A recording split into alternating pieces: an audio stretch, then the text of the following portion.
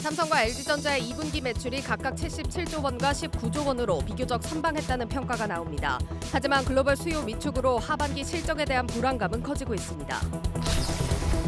정부가 국가 재정 운용 기조를 확장 재정에서 건전 재정으로 전환하고 강력한 지출 구조 조정에 나서겠다고 밝혔습니다. 다만 국가 미래 먹거리라고 할 수 있는 반도체와 AI 산업에는 집중적인 지원을 약속했습니다. 신용카드 결제액을 여러 달에 나눠내는 이른바 리볼빙 서비스의 금리 설명 의무가 강화됩니다. 올 들어 서비스 이용액이 역대 최대 수준으로 불어나며 금융회사와 소비자 모두 피해를 볼 수 있다는 판단에 따른 조치입니다.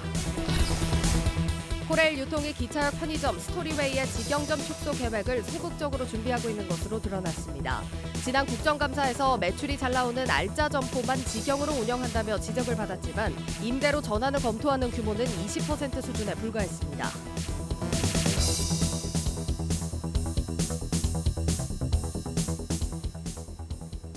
여러분 안녕하십니까? 뉴스플러스 시작합니다. 오늘 우리장 큰 폭의 반등에 성공했습니다. 증시 상황부터 바로 진단해 봅니다. 박혜린 기자 연결이 되어 있습니다. 네, 오늘 코스피 2,300선 탈환했습니다.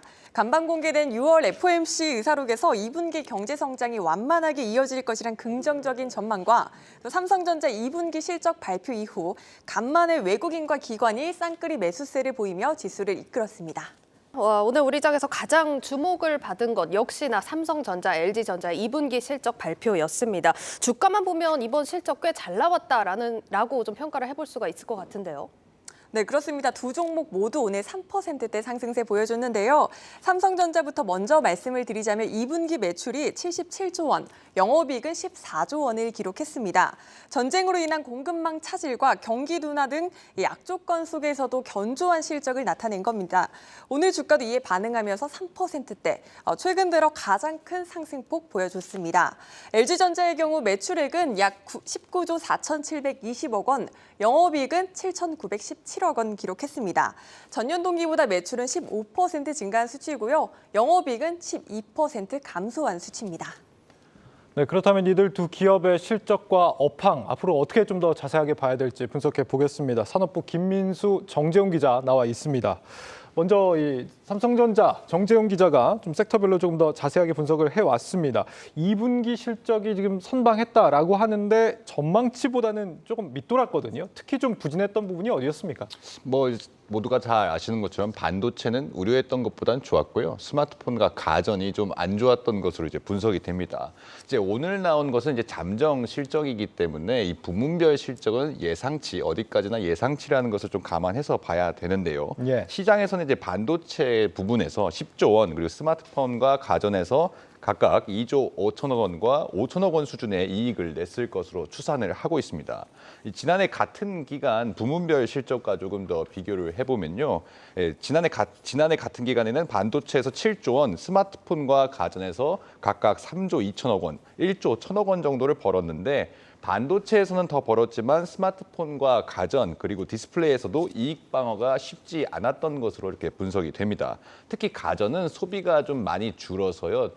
전망한 이익보다 더 줄 수도 있다는 그런 가능성도 나옵니다. 2분기에는 사실 이제 중국 봉쇄 문제가 좀 심각했잖아요. 아무래도 좀 가전 수요도 줄고 그러다 보면 이제 반도체 수요도 같이 따라서 줄 수밖에 없는데 그런 것 치고는 실적이 그래도 선방을 한 겁니다. 어째서입니까? 일단 중국에서 봉쇄 영향은 반도체에서는 사실 한 텀 이제 지나서 오기 때문에 특히 지금 데이터 센터 수요가 좀 많이 살아 있었거든요. 2분기까지는. 예. 그래서 반도체에서는 이익을 어느 정도 방어를 할 수 있었다라고 볼 수 있습니다. 대신에 이제 스마트폰과 PC 세트 부분에서는 수요가 특히 2분기부터 수요가 확실하게 좀 많이 줄어들었기 때문에 더 많은 영향이 있었던 것으로 이제 추산하고 있습니다. 네. 지금 하반기가 문제다 이런 얘기들이 오늘 많이 들리던데 지금 몇 분기째 반복되고 있는 게 이번에는 실적이 좀 안 좋을 거다 이렇게 했다가 또 역대 최대 실적을 경신하고 지금 몇 분기째 이게 반복되고 있단 말이죠. 그렇게 봤을 때는 하반기에도 이제 데이터 센터 수요가 또 개선이 된다든지 조금 더 희망 회로를 돌려볼 만한 그런 카드는 없는 건가요? 사실 이제 앵커가 말씀하신 대로 그 전망이 계속 어긋났던 것은 과거의 데이터와 지금 코로나19 팬데믹 상황을 거치면서 조금은 이제 앞으로의 미래 양상, 그러니까 현실이 조금 달랐기 때문입니다. 반도체의 경우에는 이제 사이클을 타니까 어느 정도 교체 시기가 돌아오면은 수요가 다시 사라져야 하는데 팬데믹 때 이제 우리가 예상치 못했던 유동성이 풍부해지고 또 경기가 또 살아나는 이상한 상황이 발생을 했고 거기에 따라서 또 비대면 특수라는 말 자체가 생긴 시기였지 않습니까? 그렇기 때문에 이제 데이터 센터와 서버 수요가 엄청나게 늘어났던 그런 영향에 반도체 사이클에 영향을 미쳤다라고 보면 되는데 사실 이제 팬데믹이 종결이 되면서 이제서야 이제 팬데믹 특수가 사라진 영향이 올해 하반기부터 올 수 있을 거라는 그런 우려가 나오고 있는 겁니다. 네. 특히 이제 뭐 우크라이나 사태라든지 최근에 글로벌 경기 침체까지 대외 악재가 다 같이 온다는 점에서 더 부정적일 수밖에 없는 거죠. 실제 대만의 이제 트렌드포스가 내놓은 시장 전망을 보면은 대표 메모리 반도체인 D램의 3분기 하락폭을 예측치보다 더 크게 잡았습니다. 제품별 D램 가격폭을 대부분 더 낮췄는데 그나마 하락폭이 좀 더 적었던 서버에서도 지금 5%에서 10% 정도의 하락을 예상을 하고 있는 겁니다. 가장 큰 이유는 방금 말씀드린 대로 이제 팬데믹 이후에 처음으로 서버 수요가 부진할 거란 전망이 나왔고요. 또 재고 부담을 털어내기 위해서 반도체 제조사들이 알아서 가격 인하에 나설 거란 그런 관측도 나옵니다. 현재 데이터 센터에 사용하는 서버 CPU 이런 것들은 인텔과 AMD가 주로 만들고 있는데 뭐 대부분 인텔이 만들고 있거든요. 예. 근데 인텔이 이제 새로운 CPU DDR5 D램의 새로운 모델인 DDR5가 들어가는 최신 CPU가 2분기에 나온다고 했다가 3분기에 나온다 했다가 지금 연말까지 밀려 있는 상태입니다. 그러니까 최신 기술도 안 되고 수요도 줄어드니까 사실 부정적인 전망만 나오는 거죠. 네. 하반기에는 좀 신작 스마트폰도 좀 나올 거 아닙니까? 이거는 호재 아닌가요? 그렇습니다. 이제 주로 전통적으로 삼성과 애플이 하반기에 이제 신작 스마트폰을 내놓는데 삼성전자가 이제 8월에 미국 뉴욕에서 폴더블폰 두 종을 폴드4와 플립4를 공개를 합니다. 예. 폴더블폰 대중화로 그동안 가격을 일반 스마트폰까지 낮추는 노력을 해왔는데 이제 원자재값 상승과 인플레이션으로 이마저도 쉽지는 않아 보입니다. 근데 이건 삼성만의 상황이 아니라 수요 자체가 줄어서 발생하는 문제여서요. 스마트폰 출하량 자체가 올해 연간 16억 대에서 14억 6천만 대 수준으로 줄어들 거란 그런 전망입니다. 삼성과 애플뿐만 아니라 이제 뭐 그래픽 카드를 공급하는 엔비디아라든지 파운드리 업체 TSMC도 사실은 이런 압박을 받을 거란 전망이 이래서 나오고요. 그러니까 하반기에 좀 극적인 반전, 예를 들어서 이제 우크라이나 사태가 좀 해결이 된다든지 이런 악재가 좀 해소되는 소식이 아니라면 사실 제품 매력만으로 승부를 보기는 쉽지 않은 상황이라고 볼 수 있는 거죠. 알겠습니다. 다시 박혜린 기자 쪽으로 질문을 좀 넘겨보도록 하죠. 지금 오늘 실적 발표 이후에 삼성전자 주가에 대한 증권가의 어떤 전망 어떻게 좀 달라졌습니까? 네, 증권가의 시각 역시 조금은 어둡습니다. 두 가지 도표로 먼저 보여드리겠습니다. 여기 파란 막대가 당초 증권사가 평균적으로 추정하던 추정치고 또 빨간 막대가 오늘 발표된 잠정 실적입니다. 당초 추정하던 것보다 조금씩 못 미치는 결과를 발표했죠. 또 지난해부터 3분기 연속 최고치를 갈아치운 매출은 이번에 성장세가 이렇게 꺾였습니다. 이에 앞서 정 기자도 앞서 말했듯 하반기에는 반도체도 경기 침체에 따른 영향이 불가피할 것으로 예상되며 3분기 이후 실적에도 먹구름이 들이우고 있습니다. 하반기 전망이 이렇게 불확실하다 보니까 증권가에선 연간 실적 전망치도 한 달 전보다 큰 폭으로 하향 조정하고 있습니다. 이베스트 투자증권은 메모리 반도체의 수요 부진과 가격 하락 등에 따라서 당초 시장 전망치보다 연간 실적이 5조 6천억 원가량 밑돌 것이라고 전망하기도 했습니다. 네, 증권가도 전망을 좀 어둡게 보고 있다. 이 목표 주가도 그럼 많이 좀 낮췄겠습니다. 네, 사실 최근 한 달 새 이미 대부분의 증권사들이 목표 주가를 낮추던 상황이었습니다. 평균을 한번 내보면 약 83,600원으로 한 달 전과 비교해서 10% 정도 내려갔습니다.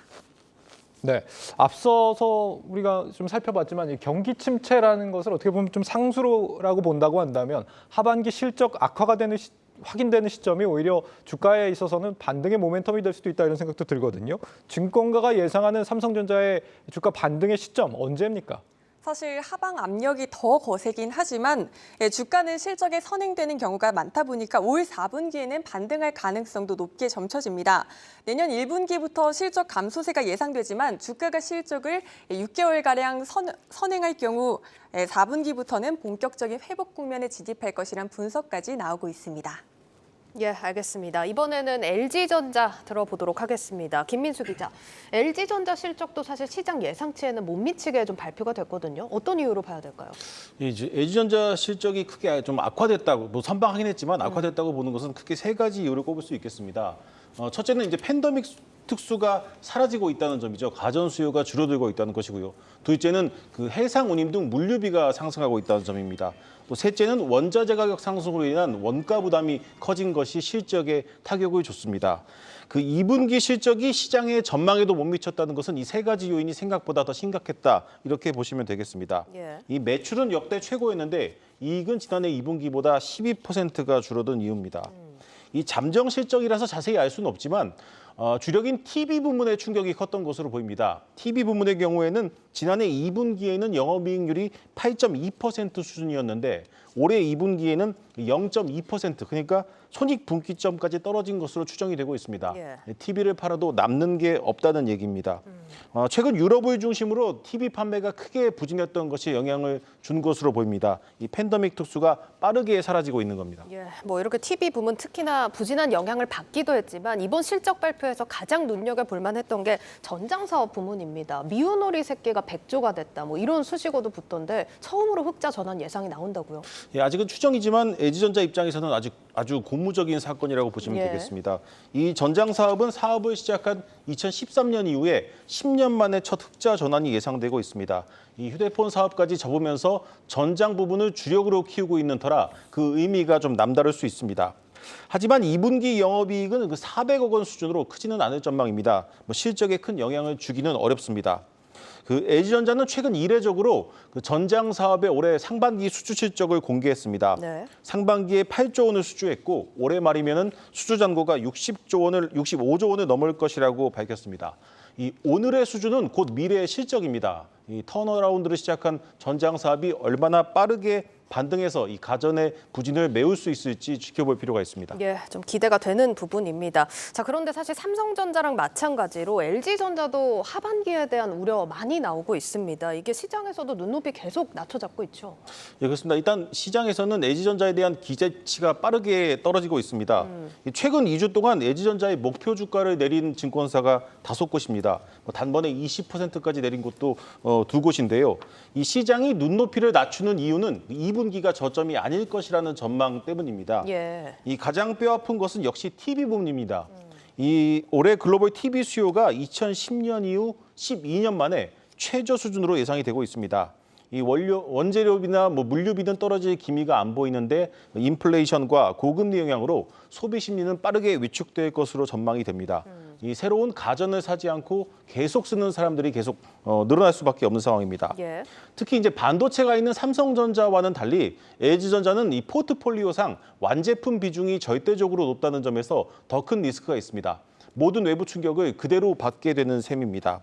LG전자가 이 수익성 높은 이 프리미엄 제품 판매를 늘리고 공급망을 관리해서 원가 관리를 하겠다는 입장인데 예. 이 전반적인 상황을 볼 때 쉽지는 좀 않은 상황입니다. 그리고 이번 실적 발표에서 한 가지 좀 궁금했던 부분이 특수가전 부문 있지 않습니까? 스타일러나 공기청정기 이런 부분 판매가 생각보다 잘 팔린 걸로 나왔더라고요. 전망에 대해서는 그렇게 밝지 않다. 저희가 얼마 전에 양현주 기자도 초대를 해서 들어봤는데 어떻게 예. 봐야 될까요? 긴 전망을. 그렇습니다. 이 의류관리기나 공기청정기, 식기세척기 같은 이른바 신가전은 그 LG전자가 그 1분기에 그 2조 원에 가까운 사상 최대 이익을 낼 때 엄청난 효자 역할을 했습니다. 예. 하지만 이 신가전 대부분이 꼭 필요한 필수 가전은 아니기 때문에 이 경기 영향을 좀 받을 수밖에 없습니다. 최근 그 양현주 기자가 매장 상황을 취재한 것도 보셨을 텐데 의류관리기 같은 경우에는 매출이 절반으로 떨어졌고 이 신혼 부부들도 이제 TV, 세탁기, 냉장고, 에어컨을 제외한 기타 가전은 잘 사지 않는다고 합니다.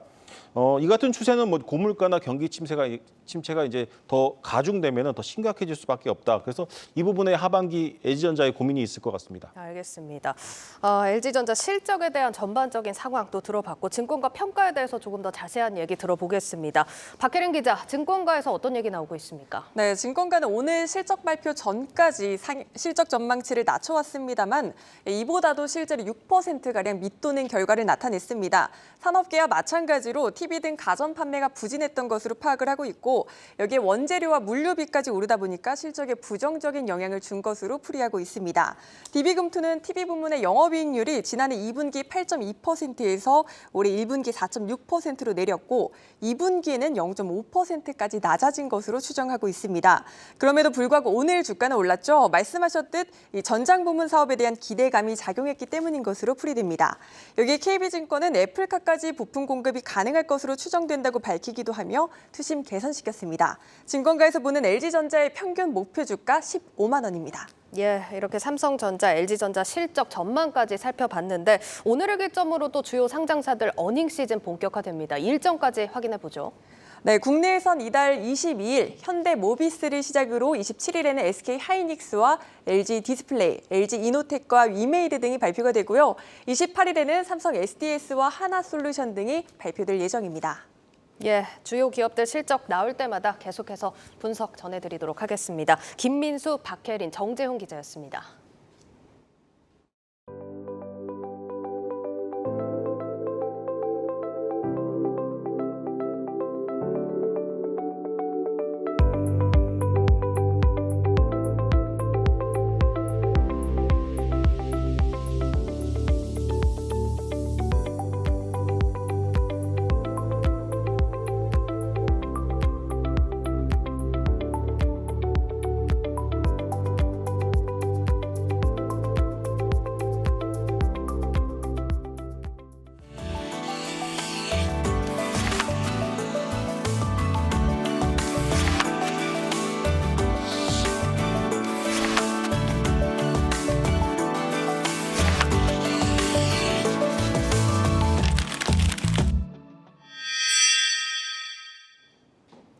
정부가 앞으로의 나라 살림 적자 규모를 GDP의 3% 이내로 통제하기로 했습니다. 당장 내년 예산부터 긴축에 들어갈 계획인데 나라 돈이 들어가는 분야들에 대한 강력한 지출 구조 조정을 예고했습니다. 정희영 기자입니다. 윤석열 정부가 국가 재정 운용 방향을 문재인 정부 때의 확장 재정에서 나랏빚은 줄이고 재정의 지속 가능성을 제고할 수 있는 건전 재정으로 전환합니다. 건전 재정 기조라 하면 단순하게 무조건 줄이는 것이 아니라 궁극적으로는 할 일은 하면서 중장기적으로 지속 가능한 재정을 확보하기 위한 그런 재정 운영을. 지난 5년간 확장적인 재정 정책에 따라 나랏빚은 400조 원 넘게 늘어나며 올해는 1,100조 원대에 이를 것으로 전망되기 때문입니다. 뿐만 아니라 국제기구와 신용평가사들 역시 한국의 재정 건전성에 대해 우려하고 있는 만큼 재정 정책 전환의 필요성은 높아지고 있는 상황입니다. 정부는 우선 현재 시행령에 그치는 재정 준칙을 법률에 명시하도록 수정해 구속력을 확보할 계획입니다. 이와 더불어 재정 준칙에서 건전성을 평가하는 기존 지표인 통합수지를 관리수지로 전환합니다. 관리수지는 통합수지에서 국민연금기금 등과 같은 사회보장성기금 수치를 제외한 기준으로 이를 포함할 경우 장기적 재원인 기금의 흑자나 적자가 지표에 영향을 미칠 수 있기 때문입니다. 실제 현재 사회보장성기금이 성장기인 만큼 여기서 발생한 흑자를 반영할 경우 통합재정수지와 관리재정수지는 2%포인트가량 편차가 벌어지게 됩니다. 정부는 기준을 변경할 경우 올해 경상 GDP 기준으로 적자 규모를 약 40에서 45조 원가량 줄여야 할 것으로 추산하고 있습니다. 세입에 비해서 세출이 너무 과다한 경우에 적자가 심해질 수 있거든요. 바뀌게 되면은 재정 적자나 재정 흑자에 대해서 보다 명확하게 볼 수 있는 부분들이 생길 거고요. 그리고 재정으로 의한 낭비가 좀 명확하게 보일 수도 있죠. 이처럼 재정 건전성 평가 지표를 보다 엄격한 관리재정 수지로 전환함과 동시에 이를 3% 이하로 관리하고 GDP 대비 국가 채무 비율 역시 50% 중반을 목표로 관리하겠다는 계획입니다. 재정준칙 개편과 더불어 강력한 지출 구조 조정 역시 시행해 건전재정 전환의 속도를 낼 방침입니다. 지출 구조 조정의 일환으로 민간 보조사업 440개를 점검해 이 가운데 61개 항목은 폐지하고 191개 항목은 감축합니다. 정부는 이처럼 지출을 줄이고 엄격하게 관리함과 동시에 국가 R&D 투자 효율화 등도 함께 추진하며 무작정 줄이기만 하는 긴축 재정이 아닌 지출이 필요한 곳에 효율적으로 쓰는 건전 재정으로 가겠다는 계획입니다. 한국경제TV 정희영입니다. 정부는 불필요한 재정 지출은 줄이는 대신 국가 미래 먹거리를 위한 재정 지출은 더 늘리겠다는 방침입니다. 반도체 같은 첨단 기술 산업에는 과감한 지원을 하겠다는 겁니다. 이어서 문성필 기자입니다. 초격차 전략 기술의 육성, 미래 산업 핵심 인재 양성과 같이 국가의 미래 먹거리와 성장 동력을 발굴하는 사업에는 과감하게 돈을 써야 됩니다. 이번 국가재정전략회의에서 눈에 띄는 건 학계뿐 아니라 기업인들까지 불렀다는 점입니다. 대통령실 관계자는 다양한 민간 전문가들을 참여시켜서 현장의 생생한 목소리를 듣고 정책의 현실 적합성을 높이고자 한다고 설명했습니다. 참석자 면면을 보면 특히 반도체와 인공지능을 주목할 필요가 있습니다. 삼성전자 반도체 사업 전성기를 열었다고 평가받는 권오현 삼성전자 고문은 물론 광노정 SK하이닉스 대표이사 역시 엔지니어로 입사해 제조와 기술 관련 경력을 쌓아온 반도체 전문가입니다. 하정우 네이버 AI랩 연구소장은 사내 인공지능 연구를 책임지고 있습니다. 이들은 토론에서 5분가량 관련 분야 발표를 각각 한 것으로 알려졌습니다. 세제 등 지원 방안을 비롯해 전문 인재 육성 필요성, 글로벌 산업화 방안 등을 내놓은 것으로 전해졌습니다. 정부는 이를 지원하기 위해 가칭 민관합동 전략기술위원회를 구성하고 국가전략기술 육성특별법 제정에 나설 계획입니다. 이번 토론 때 논의된 정책과제는 내년도 예산안 편성, 그리고 앞으로 5년간의 국가재정 운용계획 수립 때 반영될 예정입니다. 한국경제TV 문성필입니다. 카드 대금을 여러 달에 나눠서 결제하는 이른바 리볼빙 서비스 이용액이 사상 최대를 기록한 것으로 나타났습니다. 그만큼 경기가 좋지 않다는 얘기인데 문제는 리볼빙 서비스의 평균 금리가 18%에 달한다는 겁니다. 부실화의 뇌관이 될 수 있다는 지적이 나오자 금융당국이 이달 중 대책을 내놓기로 했습니다. 장슬기 기자입니다. 최근 이용 금액이 증가하는 결제성 리볼빙은 취약차주의 상환 부담을 일시적으로 줄여줄 수 있는 장점이 있지만 금소법상 금융상품에 해당되지 않아 불안전 판매에 대한 우려가 있는 것도 사실입니다. 지난 5일 이복현 금융감독원장이 카드사 사장단에게 직접 언급한 리볼빙 서비스. 이용 금액이 늘자 금융당국은 설명서 신설과 금리 산정 내역 안내 등 소비자들에게 상품 설명을 명확히 하는 판매 개선 방안을 이달 중 마련하기로 했습니다. 실제 지난 2020년 5조 4천억 원이었던 리볼빙 서비스 2월 잔액은 올 5월 말 6조 4천억 원으로 증가하며 역대 최대를 나타냈습니다. 문제는 리볼빙 서비스의 높은 금리입니다. 예를 들어 이달 카드 결제 대금이 100만 원이 나왔을 경우 리볼빙 서비스를 통해 이달에 20%만 결제한다고 약정하면 나머지 80만 원은 다음 달로 이월돼 당장 연체를 막을 수는 있지만 평균 연 18%에 달하는 이자도 함께 내야 합니다. 국내 7개 카드사가 운용하고 있는 결제성 리볼빙 서비스의 최고 금리는 연 18에서 20% 수준인데 현재 전체 이용자 중 약 40%가 이 금리를 적용받고 있는 것으로 나타났습니다. 금융당국은 금리 안내를 명확히 해 꼭 필요한 사람만 이용할 수 있도록 판매 단계 개선에 초점을 맞추고 있습니다. 실제 당국은 가맹점 수수료율 인하 등으로 수익원 마련에 급급한 카드사들이 리볼빙 마케팅을 경쟁적으로 확대한 것도 이용 증가에 영향을 줬다고 보고 있습니다. 소비자 고객을 대상으로는 뭔가를 판매하는 형태로 접근을 했고요. 그럼 판매를 할 경우에 어떻게 해야 되냐 설명을 전해야 되는 게 핵심이 아닐까. 하지만 경기 침체 장기화에 따라 카드 이용자들의 상환 능력 자체가 악화되고 있다는 점에선 이번 불안전 판매 개선 방안이 근본적인 해답이 될 순 없을 것이란 지적도 나옵니다.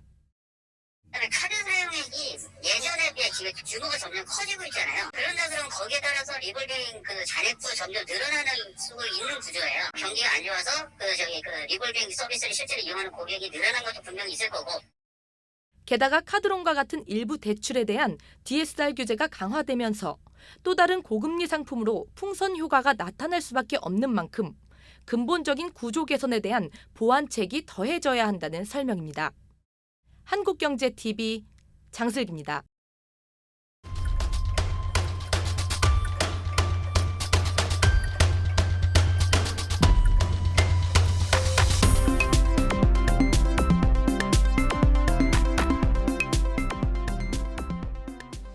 네, IPO 프리보드 시간입니다. 최근에 알파 세대를 타겟으로 하는 IT 서비스가 크게 발달하면서 육아 키즈 플랫폼에 또 투자가 활발하다고 합니다. 자세한 내용은 양재준 선임 기자와 살펴보겠습니다.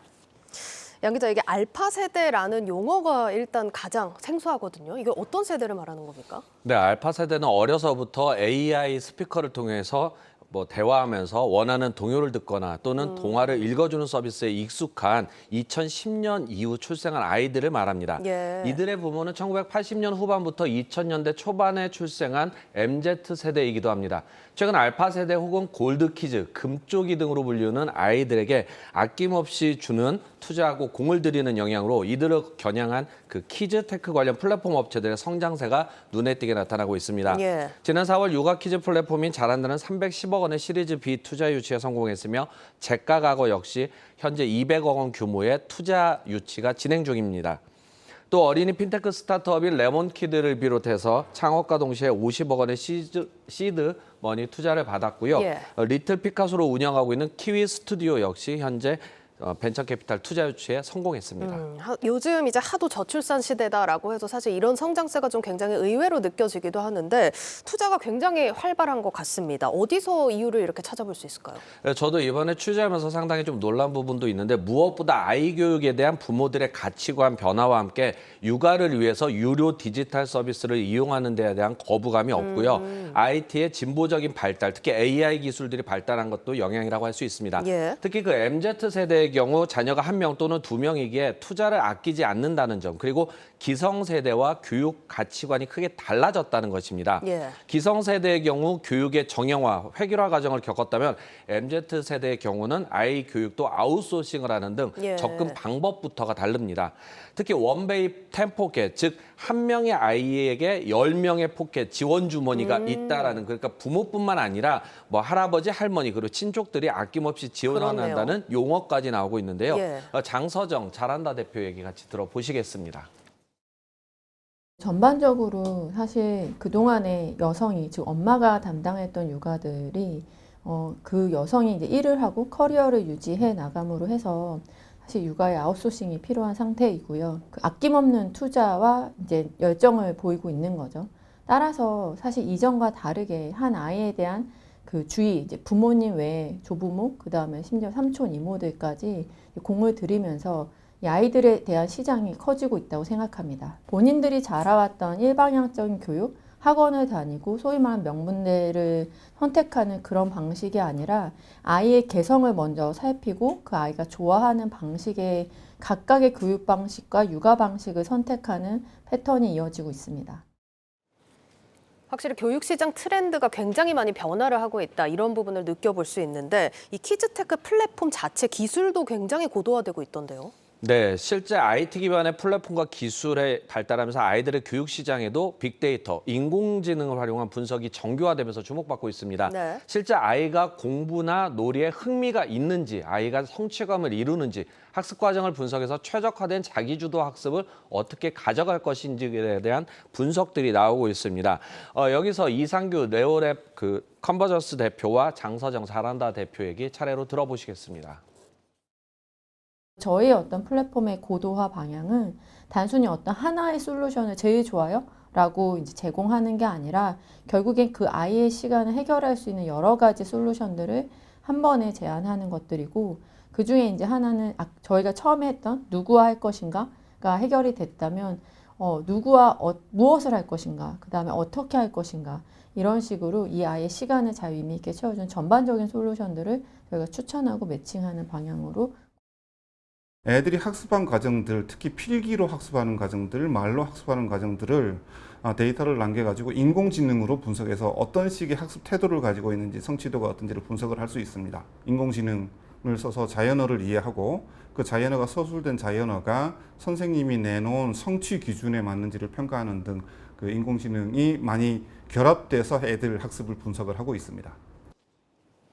네, 육아 퀴즈 관련 시장이 커지면서 이와 관련해서 KT를 비롯해서 LG U+, 무신사, 이랜드 등 그 육아와 교육 기업이 아닌 기업들도 키즈 라이프 사이클에 맞춘 제품과 서비스를 내놓고 있습니다. 예, 이게 키즈 산업에 대한 시각을 좀 달리 봐야겠다 이런 생각도 드는데 이게 업계에서 뭐 VC에서 투자가 많이 들어오고 있다 이렇게 전해주셨는데 코스닥 상장을 준비하는 기업들도 있나요? 네, 네오레 컨버전스는 지난 4월 테슬라 상장 요건을 특례 상장을 위한 코스닥 예비 심사를 청구했습니다. 네. 네오레 컨버전스는 웅진 싱크빅을 비롯해서 교육 관련 기업들의 학습 분석 솔루션을 제공하고 있습니다.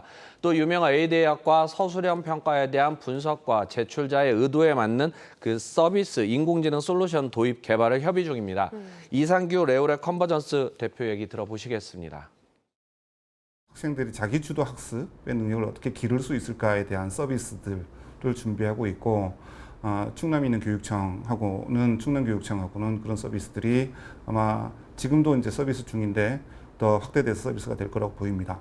네, 저희는 이제 사교육 시장에 있어서 교원 그룹, 그러니까 구몬 학습으로 널리 알려진 교원 그룹, 그다음에 싱크빅으로 널리 알려진 이제 웅진, 그다음에 대교라든지 이런 큰 교육 기업들하고 같이 학습 분석, 기록을 하고 분석하는 데 있어서 솔루션을 제공을 하고 있습니다. 그 대면 학습뿐만이 아니라 비대면 학습이 함께 혼합된 상태에서 인공지능이 애들이 이제 학습지를 풀었을 때 또는 이제 애들이 학습하는 과정 중에서 필기한 것들을 인공지능이 분석을 해주고. 네, 이 밖에 어린이집과 유치원 등 영유아기관 스마트 알림장으로 이름을 알린 카카오 계열의 키즈노트가 지난해 대신증권을 주관사로 선정하고 올해 코스닥 시장 상장을 추진하고 있습니다. 예, 관련 기업들 주목해 보시죠. 양재준 선임 기자였습니다.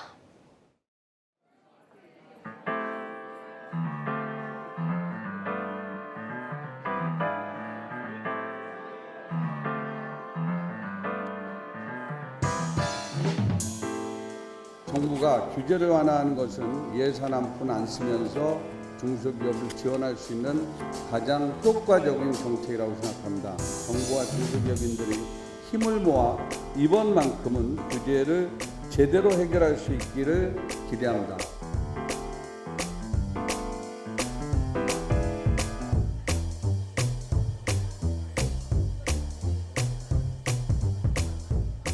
새 정부는 기업이 책임이 따르는 자유를 누리고 시장 경제가 제대로 작동하는 민간 주도의 혁신 성장에서 우리 경제의 돌파구를 찾을 예정입니다. 신속하고 과감한 규제 액션을 추진할 계획입니다.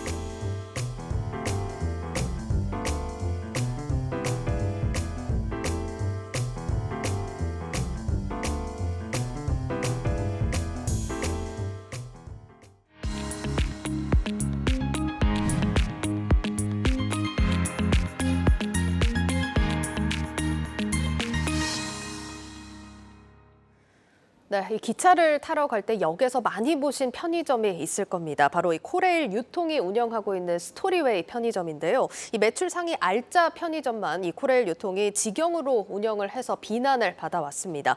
이 최근에 코레일 유통이 이와 관련해서 개선 방안을 내놨다고 하는데 유통산업부 신선미 기자와 함께 살펴보겠습니다.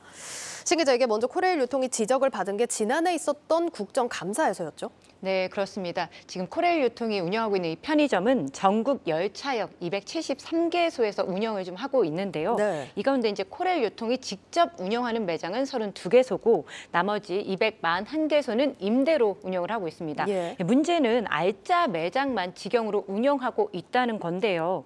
전체 매출 순위 1위부터 22위까지 중에서 딱 한 곳만 빼고 모두 코레일 유통이 직영으로 운영을 하고 있습니다. 반면 매출 하위 156개 편의점 중에는 이 청량리 한 곳만 빼고 상업시설 운영관리, 즉 모두 임대 매장입니다. 예. 때문에 지난해 10월 국정감사에서 알짜 편의점만 직영으로 운영하는 이 코레일 유통에 개선 방안을 마련하라. 이렇게 지적을 한 겁니다. 그러니까 직영과 임대 이게 수익 면에서 좀 차이가 나서 좀 이런 얘기가 돌고 있는 것 같은데 일단 돈이 되는 매장만 직영으로 운영을 해서 이게 문제가 되는 부분인 거죠? 네, 매출 1위부터 22위까지 중에서 딱 한 곳만 빼고 예. 직영으로 운영을 하고 있는데요. 네. 사실상 이 중 9곳은 일반인이 임대로 운영했던 매장입니다. 그런데 이제 임대로 개업을 한 후 돈이 되는 매장임이 좀 확인이 되니까 계약을 연장해 주지 않고 직영으로 바꿨다. 이런 합리적인 의심 의심이 제기되는 부분인 거죠. 예. 실제로 이제 코레일 유통은 개인에게 스토리웨이를 임대할 때 기본 계약 기간으로 2년을 체결할 수 있도록 해놨습니다. 이후 계약 기간이 종료가 되면 2번에 걸쳐서 각각 1년씩 최대 2년 연장할 수 있는데 바로 직영으로 돌린 거죠. 연장 없이. 예, 이윤을 추구하는 민간 기업도 아닌데 그렇네요. 안정적인 서비스를 제공하기보다는 공공기관의 수익성을 최우선으로 생각한 점에서 비난을 받고 있는 겁니다. 예, 뭐 이제 원희룡 국토부 장관도 코레일을 비롯해서 산하 공공기관의 독점적 지위에서 나오는 각종 불공정 행위 그리고 부도덕한 행위 등을 근본적인 문제 의식이 부족하다고 질타를 했습니다. 영상 보시죠. 이 기관들이 법에 의해서 다 만들어지고 독점적 권한을 주고 또 준 공무원처럼 이게 신분상도 보호를 받고 하는 이유가 다 있는 건데 그리고 국민들의 눈높이와 우리가 가고자 하는 공공과 민간의 바람직한 역할 구조에서 일탈돼 있는 부분들에 대해서는 이렇다 보니까 이제 뭐 코레일 유통을 100% 자회사로 두고 있는 이제 코레일은 올해 경영 평가에서 보시는 바와 같이 최하위 등급 2를 받았고요. 또 기관장 평가에서도 D+로 낙제점을 받았습니다. 예, 뭐 지금 들어본 대로 일단 코레일이 공공기관이라는 점 좀 중요하게 짚고 가야 될 문제인 것 같은데 일단 뭐 이렇게 지적이 나오자 개선 방안을 내놨다고는 하는데 시원치 않다고요? 네, 맞습니다. 이제 개선 방안이 관리직 직원인 이 점장을 재배치를 하겠다 이런 건데요. 이것도 노동조합과 협의를 해서 좀 직영점 비중을 줄이겠다 이런 방침입니다. 네. 하지만 여기서 가장 중요한 구체적인 숫자만 쏙 빠진 거죠. 이렇다 보니까 이 일각에선 단체 협약서를 빌미 삼아서 코레일 유통이 직영점 조정을 대충 넘기려는 것 아니냐 이런 관측도 나오고 있는 건데요. 한국경제TV 취재 결과 코레일 유통은 직영으로 운영하는 그 스토리웨이 32개 중에서 내년까지 7에서 8개만 임대로 전환한다 이런 계획을 갖고 있었습니다. 예. 직영 매장을 4분의 1가량으로 줄이겠다는 건데요. 앞으로도 직영 매장 수는 24개에서 25개 수준을 유지하겠다는 방침입니다. 하지만 이제 임대 매장으로 전환하기 위해선 노조와의 협의가 필요합니다. 그래서 이제 계획대로 진행될 수 있을지 좀 불확실한 상황인 거죠. 그래서 내부적으로 세운 계획이다. 그렇게 선을 그었습니다. 굉장히 애매하게 내놓은 대책 같다는 생각이 드는데 일단 8개까지 임대로 전환한다 이렇게 계획을 세웠지만 이게 실행될지는 미지수라는 거고 이것도 이제 매출 상위 내 점포를 바꾸냐 이거에 대해서도 확답이 없었다 이런 얘기인 거죠? 뭐 알겠습니다. 어떤 점포를 이제 직영으로 전환할지에 대해서는 밝힐 수 없다 이렇게 밝혔는데요. 아무래도 이렇게 조금 이렇게 한 발 뒤로 물러선 데에는 직영으로 운영하는 것이 임대 매장으로 운영하는 그 일반인에게 이제 수수료를 지급하는 부분이 조금 어쩌다 보면 직영으로 운영하는 게 이득이기 때문이라고 좀 결국은 이익이 문제인가요? 그렇죠. 그렇게 해석을 할 수 있습니다. 아무래도 공공기관도 평가를 받을 때 재무 부분이 또 항목이 포함이 돼 있잖아요. 그렇다 보니까 알짜 매장을 직영으로 운영하는 것이 보다 조금 좀 좋은 점수를 받을 수 있다 보니까 그런 부분이 좀 있을 것으로 해석이 됩니다. 또 이제 코레일 유통은 일반 편의점과 달리 이제 임대 매장 운영자에게 월급 형태의 수수료를 지급하는 구조를 갖고 있습니다. 아무래도 이제 해당 매장의 매출에 비례해서 수수료를 월급으로 주는 건데요. 현재 수수료 구간은 이제 대회비라 밝힐 수 없어서 2019년 기준으로 좀 추산을 해봤습니다. 보시는 바와 같이 5개 구간으로 나눠서 6.5에서 20%의 수수료율이 책정이 돼 있는데요. 지난해 매출 1위 매장이 1월부터 7월까지 누계 매출액이 10억 9,300만 원이었습니다. 이제 평균을 내보니까 한 달 매출이 1억 4,400만 원. 그러면 이제 5천만 원이 초과되다 보니까 6.5%의 수수료율이 적용이 되는데요. 이를 기준으로 따져보니까 실제 보수 월급이 936만 원 수준입니다. 그런데 이제 매출 최하위 매장 그러면 얼마나 받을까? 이렇게 좀 따져보니까요. 그 같은 기간 누계 매출액이 1,100만 원. 그렇게 되면 월 매출은 157만 원에 불과합니다. 이렇게 되면 월 보수 그 임대 매장을 운영한 그 운영자는 월 보수로 31만 원밖에 못 받는다. 이런 계산이 나옵니다. 이렇게 차이가 나니까 뭐 이해는 됩니다만 어쨌든 상생 방안도 같이 내놨다고 하는데 이 부분도 좀 얘기가 많이 나오던데요. 네, 지금 최근에 이제 코레일 유통이 KTX 신설 역사인 그 서대구역 신규 편의점을 좀 임대를 내놨다. 이를 통해서 이제 상생을 도모했다. 이렇게 좀 밝혔는데 보니까 이제 아무래도 최근에 신설된 역이잖아요. 그러다 보니까 열차가 많이 정차를 안 합니다. 그러면 이용객 수가 적겠죠. 그러다 보니까 이제 따져봤습니다. 그럼 일평균 승하차 인원이 어떻게 될까? 봤더니 2,419명, 2,400명 정도죠. 그런데 그러면 이 정도가 얼마나 적은 건가 비교를 해보면 서울역 이제 비교를 해봤습니다. 10만 명에 달하기 때문에 이거에 비하면 42분의 1 수준이고요. 같은 지역이죠. 동대구역 일평균 승하차 인원도 5만 명입니다. 이거랑 비교해서도 22분의 1 수준에 불과합니다. 때문에 이제 코레일 유통이 서대구역 신규 편의점을 임대로 운영하면서 상생을 하고 있다. 이렇게 언급한 건 아무래도 생색내기에 불과하다. 이런 지적이 나오는 이유입니다. 예, 뭐 지금 유동 인구가 적으면 매출액도 낮고 또 수수료도 낮아지고 보수도 당연히 적어지겠다 이런 생각이 드는데 네. 아까도 저희가 좀 추산을 해봤지만 꽤 많은 매장들이 최저시급도 못 받겠다 이런 생각이 네. 드는데요. 맞습니다. 이게 얼마나 일을 하고 있는지도 좀 따져봐야 되는데요. 네. 운영자가 월 200에서 300만 원을 벌기 위해서는 오전 7시부터 저녁 10시까지 15시간, 하루에 15시간을 일을 해야 합니다. 예. 근데 스토리 외에는 또 기차 운행 시간에 맞춰서 고객 편의를 제공해야 하는 그런 내부 규정이 있습니다. 따라서 이제 영업 시간이 보통 하루 15시간에 달하는 건데요. 기차는 또 휴일도 없죠. 그러다 보니까 365일 내내 그러네요. 운영을 좀 하다 보니까 편의점 문을 열어야 하거든요. 그럼 하루 15시간을 기준으로 주 7일 영업을 하면 근무 시간은 월 450시간에 달합니다. 300만 원을 받는다고 계산을 하면 시급은 6,666원. 올해 최저임금이 9,160원인데요. 그에도 못 미치는 수준이죠.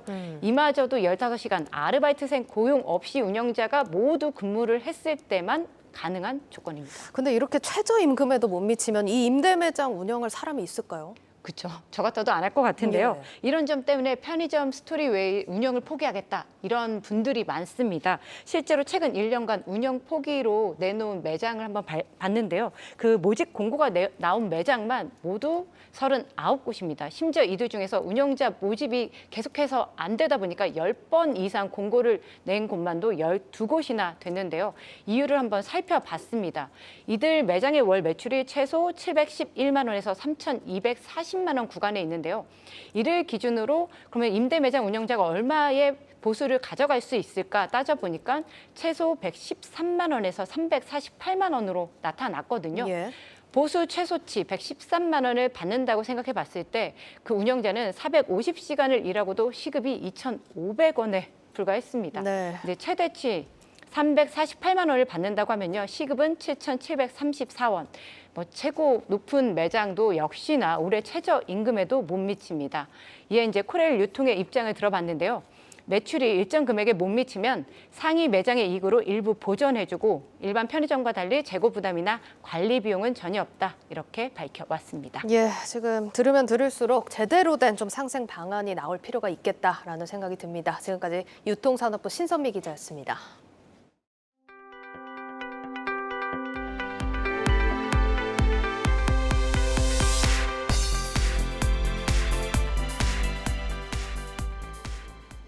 신재생 에너지의 중요성이 날로 부각되고 있는 가운데 국내에서 새롭게 이 태양광 사업에 뛰어든 회사가 있습니다. 바로 종합건자재 기업 SY입니다. 건축물 태양광 분야를 집중 공략해 주력 사업과의 시너지를 냈다는 전략입니다. 홍원표 기자입니다. SY는 조립식 샌드위치 패널을 주로 만드는 회사입니다. 패널과 데크 플레이트 생산 등 건자재 부문에서 2,800억 원가량의 매출을 올리고 있습니다. SY는 설계와 생산 기술을 활용해 지난 2017년 태양광 사업에 뛰어들었습니다. 태양광 설계와 시공까지 관리하는 사업과 지붕 태양광으로 수익을 내는 투트랙 전략입니다. 저희 회사에서 건축 자재를 주력을 하고 있기 때문에 저희는 일반 그라운드 육상 태양광이나 수상 태양광보다는 건축물 태양광에 집중을 하고 있습니다. 2017년도부터 연구 개발을 활발하게 진행을 했고 거기에서 나온 제품을 가지고 2018년부터 2021년 작년까지 본격적으로 건축물 위주로 태양광을 진행을 하고 있습니다.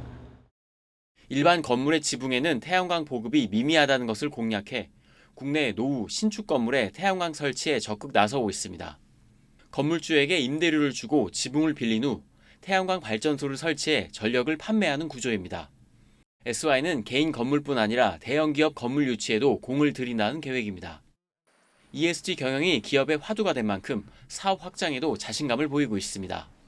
아리백이나 ESG 경영 탄소 배출권 확보를 위한 자가소비형 태양광 발전소는 굉장히 활성화 조짐을 보이고 있습니다. 지금 저희 회사에서도 그 부분에 집중을 해서 그 소비자들의 니즈에 맞는 컨설팅과 그다음에 시공 방법, 솔루션을 같이 제공을 해드리고 있습니다. 또 신재생 에너지 설치 의무화 제도 실시로 공공기관 건물 지붕에도 태양광 발전소를 보급할 예정입니다. 현재 약 300억 원의 태양광 매출을 향후 5년간 2배 이상 키우겠다는 목표입니다. 한국경제TV 홍원표입니다. 생애 주기에 맞춰 자동으로 자산을 배분해주는 TDF. 다음 주 시행되는 퇴직연금 디폴트 옵션에 적합한 투자 상품으로 꼽히지만 이 비싼 운용 보수가 단점으로 거론됩니다. 그런데 최근 이 자산 운용사들이 이런 단점을 보완한 새로운 투자 상품을 선보이면서 눈길을 끌고 있습니다. 박찬희 기자가 취재했습니다. 국내 주요 운용사들이 TDF와 ETF에 장점을 더한 상품을 출시했습니다. 오는 12일 퇴직연금 디폴트 옵션 시행을 앞두고 투자자들을 겨냥한 신상품을 선보인 겁니다. TDF는 초기엔 주식을 비롯한 위험 자산의 비중을 높여 고수익을 추구하다가 은퇴가 가까워지면 채권 같은 안전자산의 비중을 높여 위험도를 조절합니다. 운용사들은 투자자 은퇴 시기에 맞춰 자산을 배분하는 기존 TDF의 장점에 투자 접근성이 높고 보수가 저렴한 ETF의 장점을 합쳤습니다. 일반 TDF가 총보수가 한 0.96% 정도인데 반해서 상대적으로 저렴하게 출시되었습니다. 그래서 이렇게 저렴한 보수는 장기적으로는 수익률에 긍정적인 영향을 미칠 수 있다. 삼성, 키움, 한화자산운용은 지난달 30일 TDF, ETF 10개를 상장하면서 고객몰이에 들어갔습니다. 세 운용사 모두 2050 ETF까지 공통으로 출시했고 한화자산운용은 2060 ETF도 선보입니다. 총 보수는 상품에 따라 0.1%에서 0.4% 사이이며 기존 TDF 상품에 비해 보수를 대폭 낮췄습니다. 만약 60세에 은퇴하는 1980년생의 경우 보수율이 0.16%인 2040 TDF를 선택하게 되는데 연 3%의 복리 수익률을 가정하면 만기 수익률은 약 70%입니다. 이때 보수를 제외하면 TDF, ETF의 경우 최종 수익률은 64%에 달합니다. 그러나 보수가 약 1%인 일반 TDF에 투자했다면 최종 수익률은 45%에 그칩니다. 한편 TDF, ETF는 국내외 다양한 ETF 편입을 통해 분산 투자를 극대화할 수 있습니다. 선진국 주식과 신흥국 주식으로 나눠지게 되는데 신흥국 주식에서도 유망한 국가에 대해 중점적으로 좀 투자하는 전략 쓸 예정이고요. 채권에 대해서도 장기채나 단기채를 유동적으로 좀 조절하는 방법, 이런 전략으로 수익률을 극대화하려고 합니다. 디폴트 옵션 도입을 앞두고 퇴직연금에 대한 관심이 커지고 있는 상황. 운용사 간 운용보수 눈치 싸움이 치열한 가운데 미래에셋자산운용과 KB자산운용도 상품 출시를 준비하고 있어 향후 관련 시장은 더욱 확대될 전망입니다. 한국경제TV 박찬유입니다.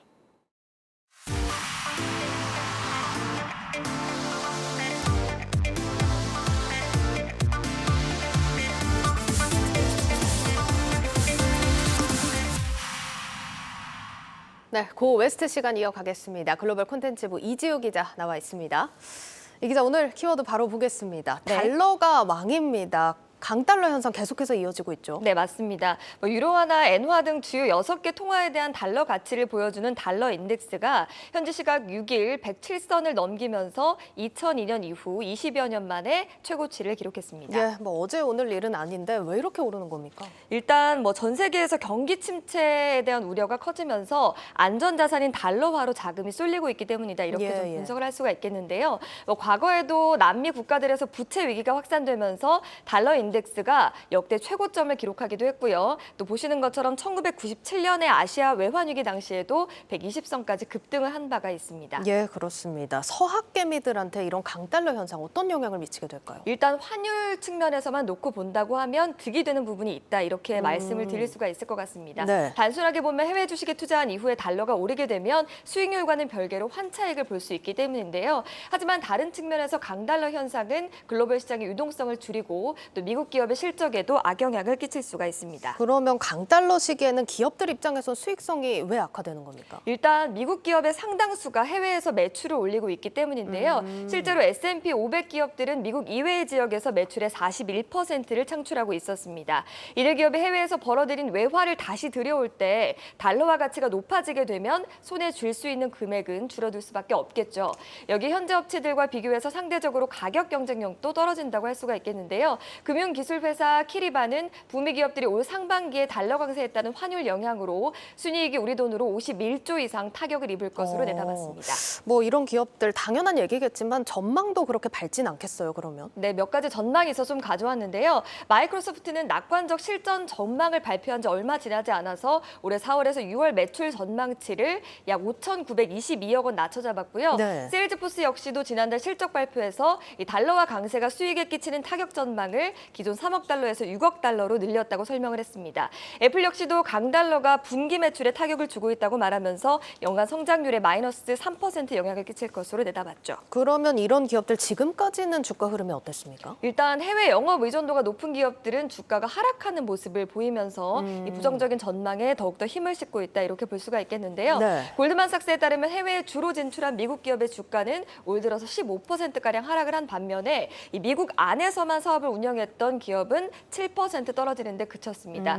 골드만삭스 같은 경우는 미국 내 매출 비중이 높은 주식들이 해외 매출 비중이 높은 주식보다 주가 방어를 잘했다 이렇게 평가하기도 했죠. 좀 의외라고 생각하시는 분들도 많을 것 같은데 앞으로 투자할 때 이런 부분을 진짜 참고를 해야겠네요. 네, 일단 해외 매출 비중이 높게 되면 투자에 좀 유의를 하셔야겠다 이렇게 먼저 말씀을 좀 드릴 수가 있겠습니다. 예. 일단 배런스는 이런 기업들을 조금 추려봤는데요. S&P 500 기업 가운데 해외에서 수입의 4분의 3 이상을 벌어들이고 내년에 예상되는 밸류에이션이 시장 평균보다 높은 기업들을 추렸습니다. 일단 보시는 것처럼 마카오의 대규모 리조트 카지노 등을 운영하고 있는 라스베이거스 샌즈가 포함이 됐고요. 텍사스 인스트루먼트는 매출의 90%, 에스티로더는 매출의 79%가 해외에서 나오고 또 반도체 회사는 엔비디아의 해외 매출 역시도 84%의 비중에 달하는 상황입니다. 예, 해외 매출 비중이 높으면 취약하다 좀 기억을 하셔야겠고 또 다른 기업들도 있을까요? 네, CNBC 역시도 이 강달러 국면에 취약한 종목들을 선별했는데요. 미국 기업 가운데 해외 매출 비중이 60% 이상이면서 지난 3개월 동안 직전 분기보다 수익이 줄어든 미국 기업이 기준이다 이렇게 볼 수가 있겠습니다. 네. 일단 가장 해외 의존도가 높은 기업 가운데 하나로는 미국 반도체 자동화 검사 장비 업체인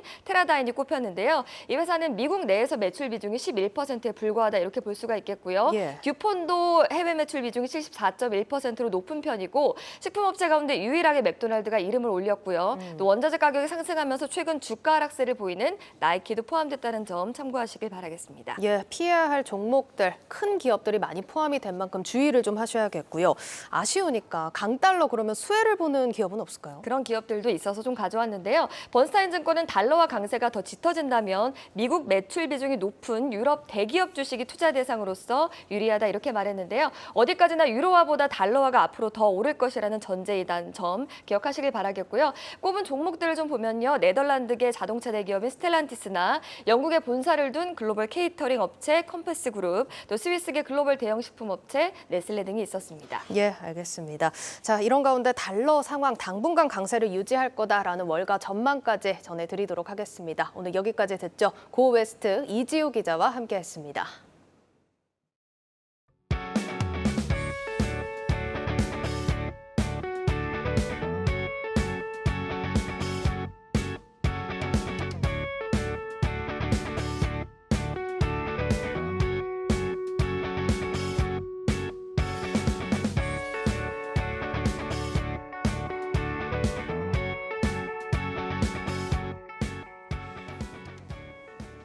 네, 일자 한국경제신문 미리 살펴봅니다. 첫 번째 기사, 국내 체외진단 전문기업 SD바이오센서가 사모펀드 운용사인 SJL 파트너스와 손잡고 미국의 진단기기 기업을 약 2조 원에 인수한다는 기사입니다.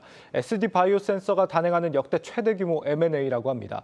현재 막바지 협상을 진행 중인데 이번에 인수하는 미국의 진단기기 기업은 미 증시에 상장돼 있는 중견 기업으로 알려졌습니다. 네, 거래 후 SJL 파트너스가 50% 플러스 한 주, SD바이오센서가 50% 마이너스 한 주를 갖는 구조로 전해지고 있는데 이 SD바이오센서는 인수가 마무리되는 대로 미국 시장 공략을 본격화한다는 계획입니다. 향후 5년 안에 현장 검사 분야에서 글로벌 상위 3위 업체에 들겠다 이런 목표를 갖고 있다는 기사입니다. 네, 다음 기사는 SK그룹이 강북 도심 랜드마크로 꼽히는 종로타워를 인수한다는 단독 보도입니다. 종로타워의 가격은 7에서 8천억 대에 이르는데 SK는 이 건물을 사들여 곳곳에 흩어진 이 그룹 계열사 인력을 한 곳으로 모아 시너지를 낸다는 계획이라고 합니다. 이렇게 되면 종로타워와 SK 서린빌딩이 몰린 종강역 일대가 SK그룹의 사업 근거지가 될 것으로 예상이 되는데 종로타워는 옛 화신백화점 터로 삼성생명이 1999년에 건설했습니다. 이후 국세청이 입주를 했고 이후 삼성생명이 이지스 자산운용에, 이지스 자산운용이 KB자산운용에 각각 매각한 바 있습니다. 그 외에도 의류 상장사 한섬과 네이버, 또 현대중공업그룹 등이 통합 사옥을 마련하거나 준비하고 있는데 흩어진 인력을 모아 시너지와 역량을 강화하기 위한 목적이라는 소식까지 전해드리겠습니다. 뉴스플러스를 마치겠습니다. 여러분 고맙습니다.